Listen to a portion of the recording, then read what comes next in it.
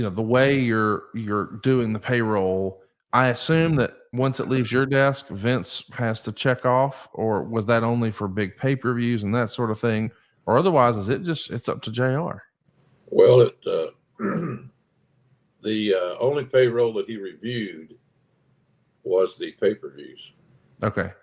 Because there was more money to split up and bust up, and he wanted to take care of some guys a bit more than others who had gone above and beyond the call of duty. But on just a weekly run of house shows, he'd never see it. I did it, and with the hope that it was fair and honest, and it was. It was accurate, and there was continuity in how I paid this week as opposed to how I paid last week. So it was a interesting process that I got decent at because I did it so much. It's just hard to start with a blank page and put these numbers down. You got to have something. Or I'll give you an example. I think Stone Cold made 3% of the net after taxes. 3%. So to simplify it, 3% equals $100,000.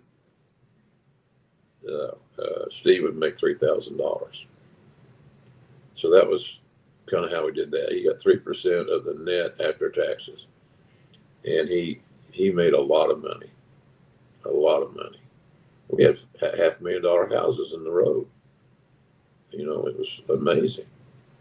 And then you'd step it down, boom, bring it down, top guy, and then bing, bing, bing, bing. And so I tried to work it where nobody, including referees, made less than $500. So if you're riding with somebody and you got a little crew with you, you could get by on $500 a day. Oh, yeah. And that's what we tried to do. Improve the quality of life for the referees and not everybody. Preliminary guys, the whole 9 yards. So that's how I looked at it. And it was that way every week. Consistency.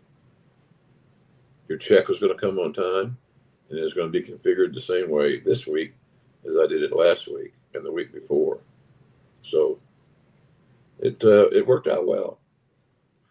I want to ask you about discretionary, because discretionary means what it is, but then you applied an actual percentage to Austin. As best you can recall, was that part of his contract, or was that McMahon's rule of thumb he wanted you to use for him? No, it was what Vince wanted. It wasn't in his contract, Conrad. It's what Vince wanted to do for Steve. Gotcha. Simple as that.